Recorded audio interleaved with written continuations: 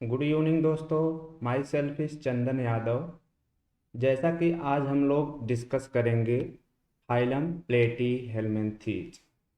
Phylum प्लेटी हेलमिन्थीज को एक दूसरे नाम से भी जाना जाता है जिसे हम लोग फ्लैट वर्म कहते हैं। प्लेटी हेलमिन्थीज का मतलब होता है, प्लेटी मतलब होता है फ्लैट, हेलमिन्थीज का मतलब वर्म। इसी को हम लोग और क्या कहते हैं, फ्लैट वर्म भी कहते हैं।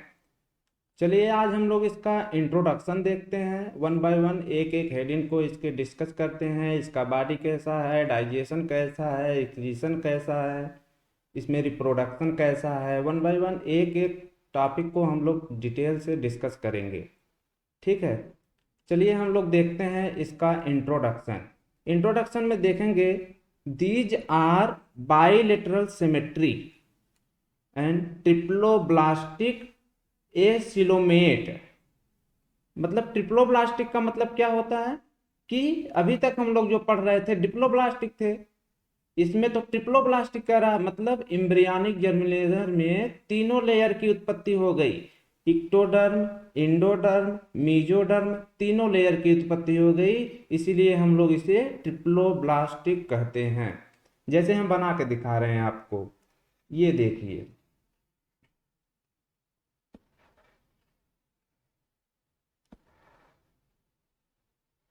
तीनों लेयर की उत्पत्ति होगी। लेकिन इसमें याद रखना है आपको, सबसे पहले किस लेयर की उत्पत्ति होती है? सबसे पहले तो इंडोडर्म की होगी,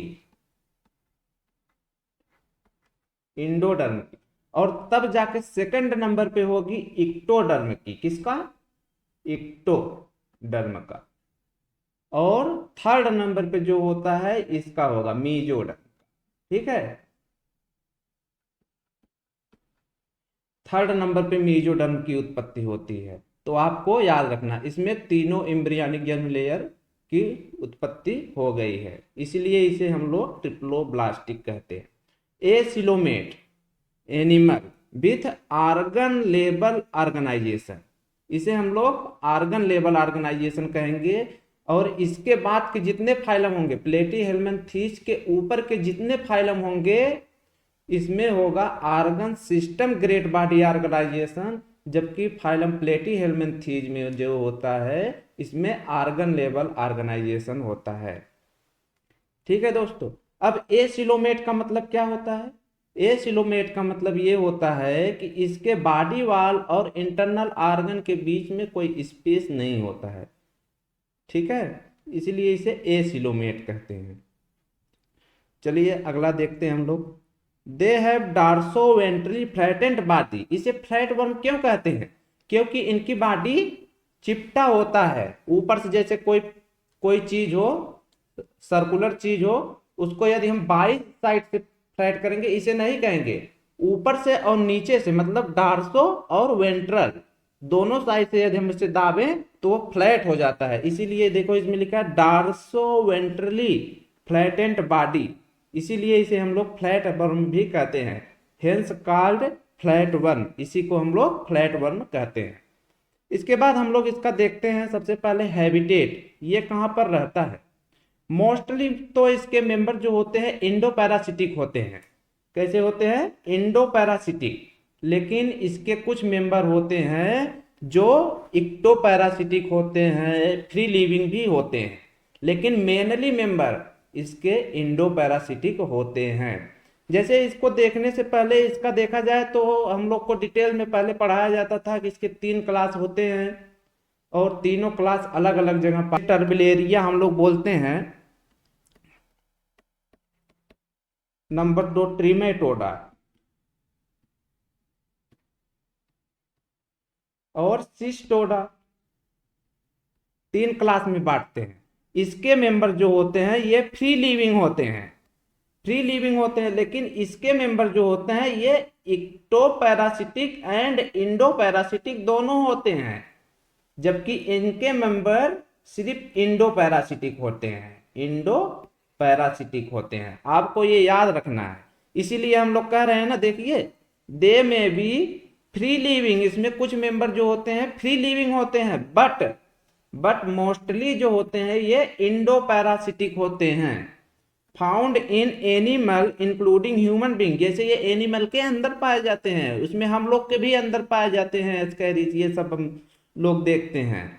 तो टीनिया सोलियम, टीनिया सैजिनेटा, ये एनिमल के अंदर पाए जाते हैं, इसमें इसीलिए लिखा गया है इसमें।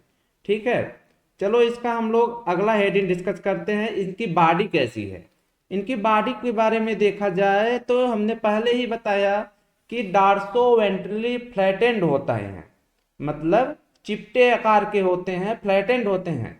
और कुछ मेंबर इनके जो होते हैं सर्कुलर होते हैं, रिबन लाइक, मतलब उनमें जैसे चेन होती है, चेन में चेन जो होती है वैसे होते हैं, रिबन लाइक भी होते हैं। देखो इसमें लिखा है डार्सोवेंट्रली फ्लैटेंड एंड लीफ लाइक होता है, जैसे एग्जाम्पल में फैसियोला और टेप जो होते हैं लाइक ये टीनिया होती है, इनकी बॉडी जो होते है इसे हम लोग रिबन लाइक भी बोल सकते हैं, मतलब चेन लाइक होते हैं, जिससे इनकी बॉडी मुड़ भी जाते हैं, सेगमेंटेड, जैसे हम लोग स्यूडो सेगमेंटेड होते हैं।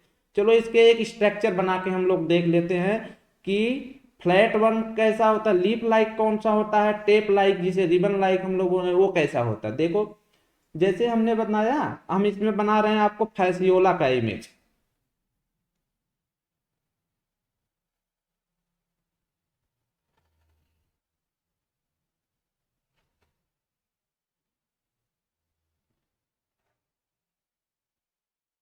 अब इसका ये जो है हेड वाला रीजन है, इसे हम सिफेलिक लोब भी बोल सकते हैं इसमें। और इसी में जो होती है इसके गट से ऐसे इंटरनल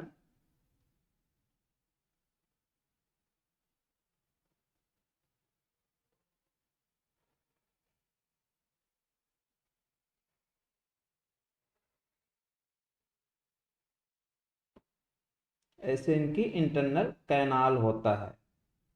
लेकिन ये कंप्लीटली इसमें ओपनिंग तो माउथ तो होता है, लेकिन एनस नहीं पाए जाते हैं।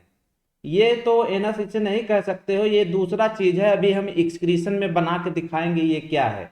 लेकिन इसमें माउथ तो होता है, एनस नहीं पाया जाता है, इसीलिए इनकम्प्लीट डाइजेस्टिव सिस्टम होती है इसमें, फैसियोला में। ठीक है, और ये हो गया फैसियोला। और जो इसमें टेप लाइक लिखा गया है, ये जैसे हम लोग टीनिया सोलियम नाम आप सुनते हैं वो होते हैं, जैसे इनकी हम देखे इमेज बना के,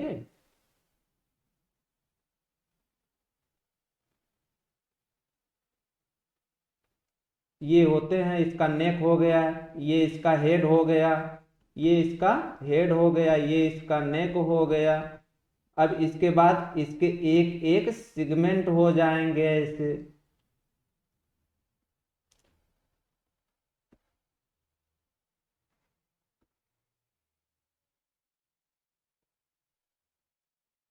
अब हमारे पास जगह नहीं है तो हम ऐसे बना दे रहे हैं, ऐसे होता होगा। अब माना जाए कि इनका ये बॉडी हो गया और ये टेप लाइक है, देखो जैसे चैन चेन होता है उस लाइक का दिख रहा है, ये चेन लाइक बॉडी इनकी दिखाई देती है। और ये जो होते हैं टेप लाइक जो है टीनिया है, इनकी बॉडी स्यूडो सेगमेंटेड होता है, अभी हम लोग इसका डिस्कस करेंगे, आप इसको समझ गए होंगे। इसमें फ्लैटेंट बॉडी लीफ लाइक भी होता है, और टेप लाइक टीनिया में चेन लाइक स्ट्रक्चर भी होता है, फ्लैटेंट बॉडी होता है। चलो इसके आगे देखते हैं क्या लिखा है। बॉडी में भी अनसेगमेंटेड स्यूडो मेटामेरिक सेगमेंट इसे बोलते हैं, जैसे इनकी बॉडी जो है ये अनसेगमेंटेड हो, इनकी बॉडी देखो प्लेनेरिया, जो ये फैसियोला है, फैसियोला की बॉडी चाहे प्लेनेरिया की बॉडी कह दो, उनकी बॉडी अनसेगमेंटेड होती है। लेकिन जो होती है सिस्टोडा का मेंबर जो होता है जिसमें टीनिया पाया जाता है, उनकी बॉडी सेगमेंटेड होती है। लेकिन कैसी सेगमेंट होती है, स्यूडो सेगमेंटेड होती है। अब स्यूडो सेगमेंटेड का मतलब क्या होता है, इसलिए हम लोग स्यूडो सेगमेंटेड कहते हैं क्योंकि हम लोग में जो सेगमेंट बनता है, हम लोग में जो ज्वाइंट बनता है, सेगमेंट बनता है, वो इम्ब्रियानिक स्टेट से, इम्ब्रियानिक डेवलपमेंट से ही हम लोग को मिला है और वो कंटिन्यू बना है। लेकिन इसमें जो सेगमेंट होता है वो डेली 6 से 8 सेगमेंट बन बन के डेली रिलीज होते रहते हैं। और इसमें हम दिखाएंगे जब रिप्रोडक्शन वाले में, इसके यही लास्ट वाले सेगमेंट 6 से 8 टूट टूट के निकलते रहते हैं और रोज नए नए सेगमेंट बनते रहते हैं। मतलब इसमें एम्ब्रियानिक अवस्था के बाद इसमें जो सेगमेंट है वो स्टेबल नहीं रहे, वो हमेशा टूट टूट के निकलते रहे और बनते रहे, इसीलिए हम लोग इसको स्यूडो सेगमेंटेड कहेंगे। चलो देखते हैं, देखो इसमें लिखा है बॉडी में भी अनसेगमेंटेड, और अनसेगमेंटेड किसके होंगे? प्लेनेरिया का होगा, फैसियोला का होगा, अगर हम ऐसे मान ले क्लास के नाम ले तो टर्बेलेरिया का होगा, ट्रिमेटोडा के मेंबर का होगा, उनकी बॉडी जो होती है अनसेगमेंटेड होती है। लेकिन जो स्यूडो जो हमारी सिस्टोडा का मेंबर जो टीनिया सोलियम होता है उनकी बॉडी कैसा होता है? स्यूडो सेगमेंटेड होता है। इस चीज को आपको याद रखना है। इसके बाद हम लोग देखें बॉडी इज विदाउट सिलोम, मतलब ए सिलोमेट होते हैं, इनमें सिलोम नहीं होती है। जैसे लूज मीजोडर्मल टिश्यू जिसे हम लोग पैरेन्काइमा कहते हैं, जैसे इनकी बॉडी हम बनाए, हम इनकी, एक मिनट, इसको हम मिटा देते हैं। जैसे हम इनकी बॉडी का कट करके देखें तो इनकी बॉडी वाल ये हो गया। अब इनके बॉडी वाल में क्या भरा है? पैरेन्काइमा, ये से पूरा डेंस पैरेन्काइमा भरा होता है, इसमें कोई स्पेस नहीं। और इसमें आर्गन ऐसे रहते होंगे, कोई भी आर्गन हो गया अपना ऐसे रहते हैं, कुछ भी हो गया इसमें।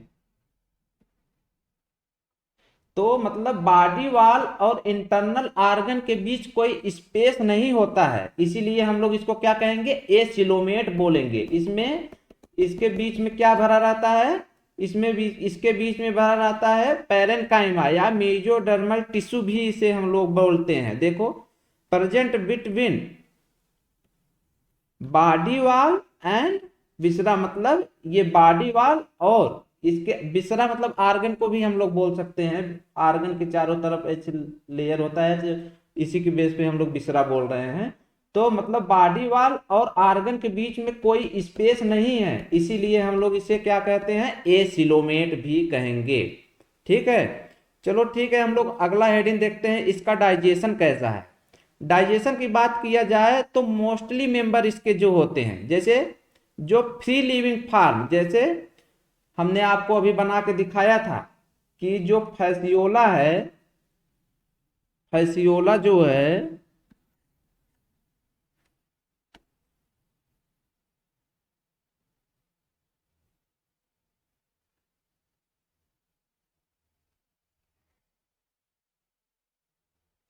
जो फैसियोला है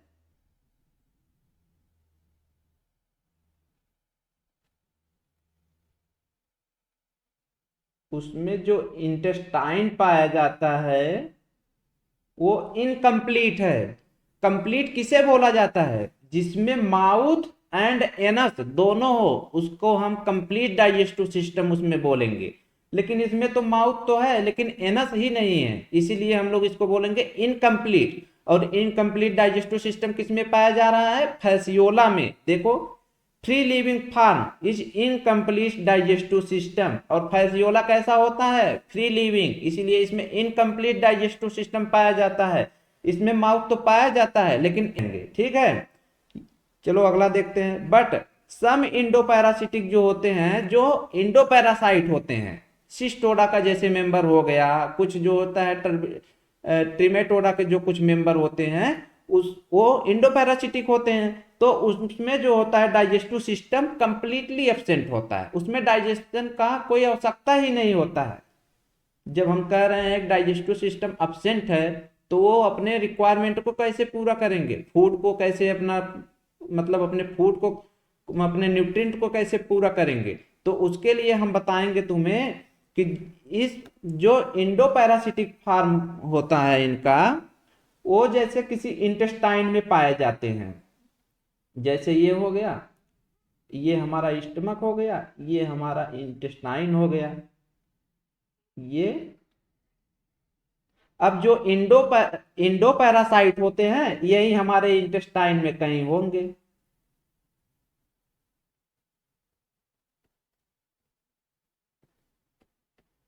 ऐसे इंटेस्टाइन हमारे कहीं बने रहते होंगे।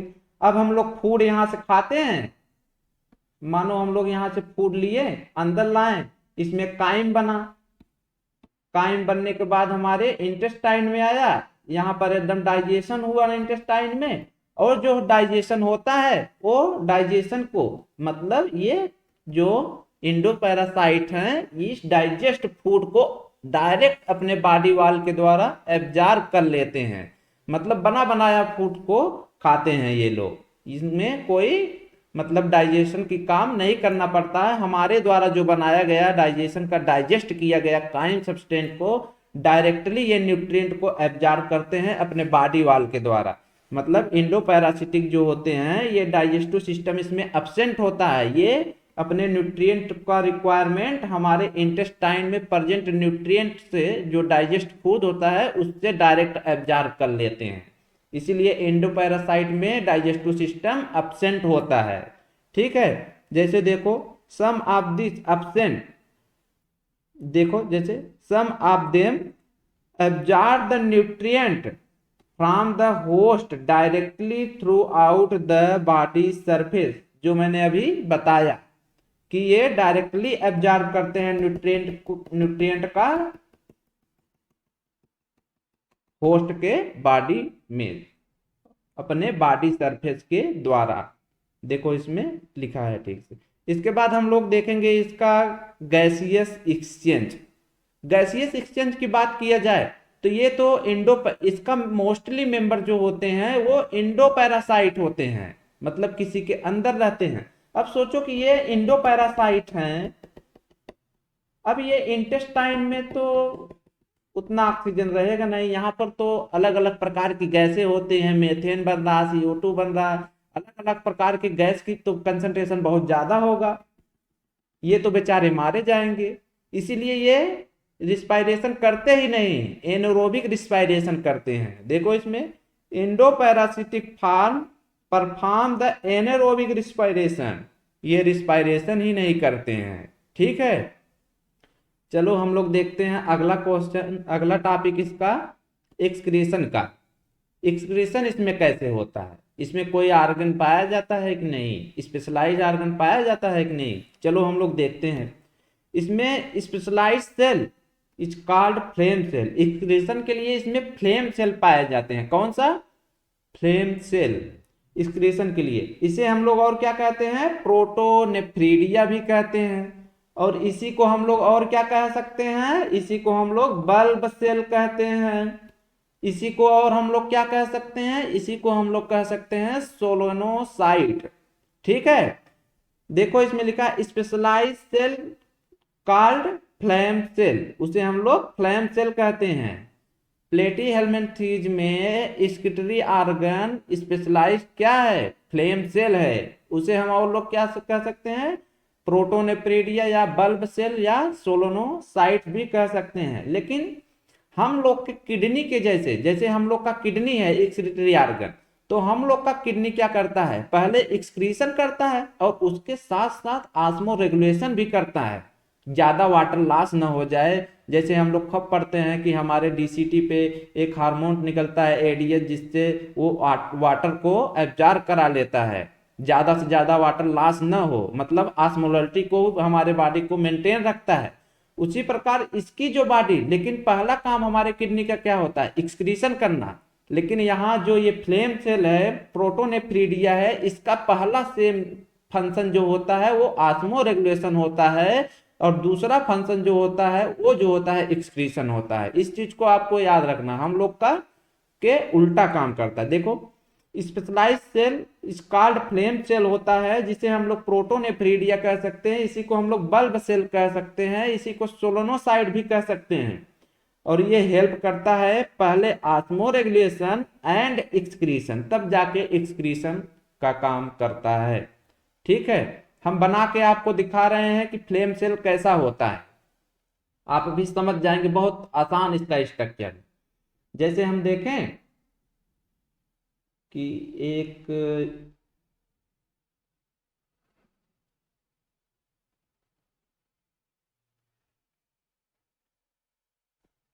ये हुआ, इसमें सब प्रकार के ऑर्गेनेल होंगे, गाल्जी बॉडी, राइबोसोम, सब प्रकार के ऑर्गेनेल इसमें पाए जाएंगे। और ये बेसल बॉडी है, इसी से निकले होते हैं फ्लैजिला इसमें। और इसमें ऐसे फ्लैजिला निकले होते हैं और इसमें सभी प्रकार के ऑर्गेनेल होंगे। ठीक है। और इसमें देखा जाए तो इसके चारों तरफ ऐसे एक पाउच निकला होता है। इस पाउच का काम होता है सरफेस एरिया को बढ़ाना, जिससे ये ज्यादा से ज्यादा, जैसे देखो ये मैं गलत बना रहा हूँ थोड़ा सा, देखो ये इसको हम हम्म,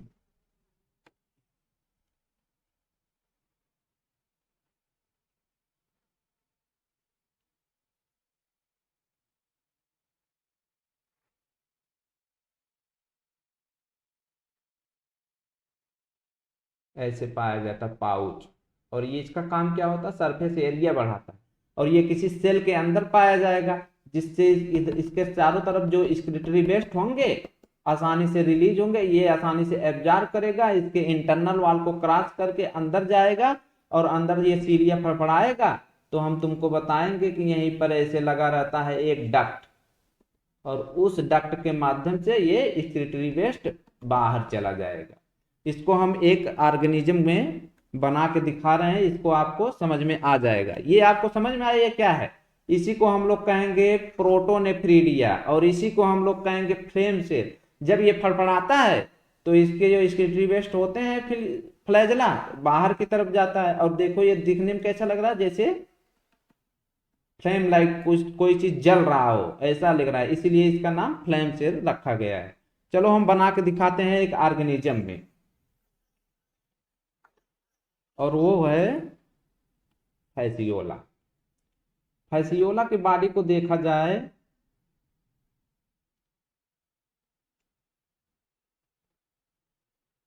ऊपर बहुत चौड़ा होता है और नीचे जो होता है सकरा होता है।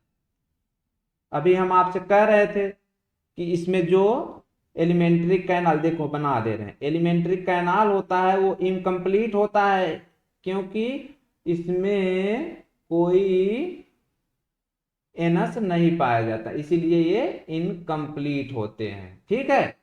अब देखो एक्सक्रीशन करने के लिए इसमें ऐसे ट्यूब लाइक स्ट्रक्चर निकला रहता है, और ये ट्यूब लाइक स्ट्रक्चर पूरे बॉडी में ऐसे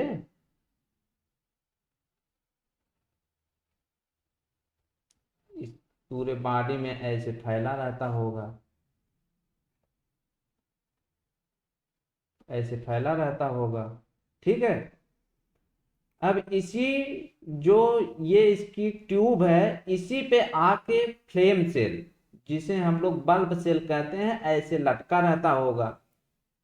और जो हमारी सेल यहाँ पर प्रेजेंट है, यहाँ पर जो हमारी सेल प्रेजेंट है, ये जो है एक्सक्रीटरी वेस्ट निकालेंगे और इस फ्लेम सेल में जाएगा, और फ्लेम सेल से होके इसके अंदर जाएगा, और अंदर से होते हुए ये जो है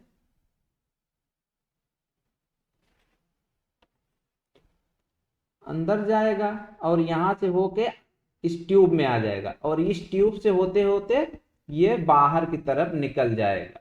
मतलब ये वाला सेल जो है फ्लेम सेल, ये सरफेस एरिया बढ़ाता है, जिससे आसानी से ये जो सब एक्सक्रीटरी वेस्ट है ये अंदर आ जाए और आसानी से यहाँ से फ्लैजिला बीट करे और इस ट्यूब के माध्यम से एक्सक्रीटरी वेस्ट बाहर निकल जाते हैं। ये एक्सक्रीटरी दरवाजा है, इसीलिए इसे हम लोग एनस नहीं कहते हैं। ठीक है। समझ में आ गया होगा आपको कि फ्लेम सेल किसे कहते हैं। और प्रोटोनेफ्रीडिया, हम फ्लेम सेल को ही प्रोटोनेफ्रीडिया कहते हैं, और इसी को हम लोग बल्ब सेल कहते हैं और सोलेनोसाइट भी कहते हैं। ठीक है। चलो हम लोग देखते हैं इसका लोकोमोशन। लोकोमोशन क्या होता है देखें। ये इंडो पैरासिटिक फॉर्म जो होते हैं, इसमें कोई स्पेशलाइज प्रकार के लोकोमोशन नहीं होते। जैसे हम लोग कहें कि हमारे इंटेस्टाइन में ये है, ये हमारा स्टमक हो गया, ये हमारा इंटेस्टाइन हो गया। इंटेस्टाइन में पाए जाने वाले जो इंडोपैरासाइट हैं, उनके लिए तो इतना जगह है नहीं कि लोकोमोशन करें। तो इसीलिए इसमें कोई स्पेशलाइज्ड प्रकार के स्ट्रक्चर नहीं पाए जाते हैं लोकोमोशन करने के लिए। देखो इसमें लिखा है endoparasitic form have no specialized locomotory structure. इसमें लोकोमोशन करने के लिए कोई स्पेशलाइज्ड प्रकार के स्ट्रक्चर नहीं पाए जाते हैं, लेकिन इसमें एक चीज पाया जाता है जिसे हम लोग कहते हैं हुक एंड सकर। सकर जो होता है ये सक्शन क्रिएट करता है, जैसे वैक्यूम क्रिएट करता है, कहीं चिपक जाए और वहां पर वैक्यूम क्रिएट करता है और उससे लटक जाता है, जिससे ये अपने बॉडी को सहायता प्रदान करते हैं। और सकर जो होते हैं वो ऐसे होते हैं, हुक जो होता है ऐसे होता है। अब ये सोचो सेल है तो इसमें ऐसे चुभा के लटका रहता है, मतलब इसमें हुक्स एंड सकर पाए जाते हैं। जो इंडो पैरासिटिक फार्म होते हैं उसमें हुक्स एंड सकर पाया जाता है, लेकिन लोकोमोशन करने के लिए कोई स्पेशलाइज्ड ऑर्गन नहीं पाए जाते हैं। ठीक है, अब ये हुक और सकर जो होता है इसी इंटेस्टाइन में ऐसे जो होता है हुक उसको अपना लगा लेगा, जिससे ये नीचे ना निकल जाए बाहर। और ये सकर जो होता है ये सक्शन प्रेशर के द्वारा चिपका रहता है अपना। तो हुक्स एंड सकर्स पाए जाते हैं। देखो विल आर्गन मतलब इसमें जो अटैचमेंट के लिए होता है, अटैचमेंट के लिए वो हुक्स एंड सकर पाए जाते हैं, प्रेजेंट होते हैं इन पैरासिटिक फार्म, जो हमारे बॉडी में अंदर पाए जाते हैं। किसी के ऊपर डिपेंड हो तो उसे हम लोग पैरासिटिक बोलते हैं। ठीक है, इसमें कोई लोकोमोटरी स्ट्रक्चर स्पेशल प्रकार की नहीं पाया जाता है, इसमें हुक्स एंड सकर पाए जाते हैं। ठीक है, अब हम लोग देखते हैं इसका नर्वस सिस्टम। नर्वस सिस्टम के बारे में बात करें तो हम लोग कहाँ पे देखो नर्वस सिस्टम, सबसे पहले हम लोग नर्वस सिस्टम बनना किस फाइलम से स्टार्ट हुआ था? सिलेंट्रेटा से डिफ्यूज टाइप के नर्वस सिस्टम बनना स्टार्ट हो गए थे। लेकिन यहाँ पर सबसे पहला फाइलम है जहां पर ब्रेन बनना स्टार्ट हुआ, मतलब सेंट्रलाइज्ड नर्वस सिस्टम बनना स्टार्ट हुआ। देखो इसमें लिखा है nervous system with brain start from this phylum. ये पहला फाइलम है जहां से ब्रेन का निर्माण होना शुरू हो गया। प्लेटीहेल्मिन्थीज, प्लेटीहेल्मिन्थीज में सबसे पहले ब्रेन का निर्माण होना शुरू हुआ और यहाँ सेंट्रलाइज्ड नर्वस सिस्टम पाया जाने लगा, जिस प्रकार हमारा ब्रेन है सेंट्रल नर्वस सिस्टम पे। तो देखो इसमें नर्वस सिस्टम विथ ब्रेन, इसमें ब्रेन की फॉर्मेशन हो गया, ये पहला फाइलम है, आपको ये याद रखना है। ठीक है, चलो हम लोग अगला देखते हैं इसका रिप्रोडक्शन कैसा है। रिप्रोडक्शन की बात की जाए तो इसमें देखा जाए सेक्स आर नॉट सेपरेट, मतलब ये HMB होते हैं, HMB मतलब हर्माफ्रोडाइट, मोनोइसियस एंड बाइसेक्सुअल, ये होते हैं। देखो हर्माफ्रोडाइट, मोनोइसियस, बाइसेक्सुअल होते हैं, मतलब इसमें ओवा एंड स्पर्म का फॉर्मेशन सेम बॉडी में होता है। सेम बॉडी का बात छोड़ो, जो हम लोग अभी पढ़े थे कौन सा मेंबर इसका, सिस्टोडा का मेंबर, जिसमें आया था टेपवर्म, टीनिया सोलियम सेजिनेटा, तो उसके मेंबर जो होते हैं फ्रेगमेंटेड होते हैं। और कैसे होते हैं? Pseudo fragmented. उसमें देखा जाए तो प्रत्येक फ्रेगमेंट में स्पर्म एंड ओवा बनाने की क्षमता होती है, और ये लगभग 100 से 200 तक इनकी संख्या होती है प्रत्येक फ्रेगमेंट में। ये देख रहे हो सिगमेंट, प्रत्येक सिगमेंट में जो होता है ये बना सकते हैं, प्रत्येक सिगमेंट में इसमें जो होता है ओवा एंड स्पर्म बनते हैं। और ये जो ओवा एंड स्पर्म बनते हैं हम बताएंगे आपको कि ये जो होते हैं हेड के नीचे वाला नेक वाले पार्ट से यहाँ नए नए बनते रहते हैं सेगमेंट, और ये नए जो ये लास्ट वाले होते हैं ये टूट टूट के बाहर निकलते रहते हैं, इसे प्रोग्लैटिस बोलते हैं। ये टूट टूट के बाहर 6 से 8 निकलते रहते हैं और इसी में रहते हैं स्पर्म ओवा, जो फर्टिलाइजेशन करके नए संतान को अपने जन्म देते रहते हैं। ठीक है, इसके प्रत्येक मतलब इसमें रिप्रोडक्शन की महाक्षमता होती है, क्षमता नहीं महाक्षमता पाया जाता है। ठीक है, सेक्स आर नॉट सेपरेट, जिसे हम लोग हर्माफ्रोडाइट कह सकते हैं, मोनोइसियस, बाइसेक्सुअल कह सकते हैं। चलो देखते हैं। फर्टिलाइजेशन इसमें इंटरनल होता है, एक्सटर्नल नहीं होता है, इनके बॉडी के अंदर ही होगा, इसलिए इंटरनल कहेंगे। देखो fertilization is a internal development जो होता है throughout the many larva stage, और जब लार्वा स्टेज पाया जाएगा तो डायरेक्ट डेवलपमेंट होगा कि इनडायरेक्ट डेवलपमेंट, इनडायरेक्ट डेवलपमेंट होगा इसमें, ठीक है, डायरेक्ट डेवलपमेंट नहीं होगा इसमें, इनडायरेक्ट डेवलपमेंट होगा। बहुत से लार्वा स्टेज इसके पाए जाते हैं। चलो हम लोग इसके एक एग्जाम्पल देखते हैं एक एक। वैसे पे तो एनसीईआरटी में ये फैसियोला दिया है, फैसियोला को और क्या कहते हैं, लिवर फ्लूक भी कहते हैं। और ये टेपवर्म दिया है, टीनिया सोलियम जो होता है पार्क टेपवर्म इसे कहते हैं, और टीनिया सजिनेटा इसे हम लोग बीफ टेपवर्म कहते हैं, ठीक है। वैसे भी एनसीईआरटी में यही दो दिए हैं, ठीक है। देखो ये प्लेनेरिया, प्लेनेरिया में जो होते हैं हाई रीजनरेशन कैपेसिटी होती है, मतलब उसको हम चाहे जितने फ्रेगमेंट में काट दे, प्रत्येक फ्रेगमेंट से अपनी बॉडी की फॉर्मेशन कर लेता है, उसमें रीजनरेशन की कैपेसिटी बहुत ज्यादा होता है। और इसमें इसी में एक और आता है इकाइनोकोकस, इसे हम लोग डाग टेपवर्म कहते हैं, इसको आप याद रखिएगा। अगर कुछ न याद रखे आप एग्जाम्पल में, तो आप फैसियोला और टेपवर्म ये दो को याद रखिएगा, क्योंकि ये एनसीईआरटी के एग्जाम्पल हैं, आपको आना चाहिए, ठीक है।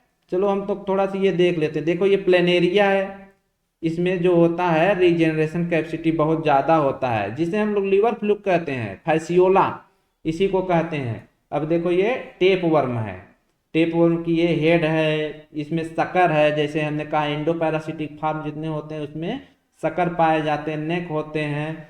तो इनके ये देखो प्रत्येक फ्रेगमेंट है, जो यही लास्ट वाले फ्रेगमेंट टूट टूट के बाहर निकलते हैं प्रोग्लैटिस के फॉर्म में, आपको ये याद रखना है, ठीक है दोस्तों। तो अगले क्लास में मिलते हैं अगले फाइलम के साथ।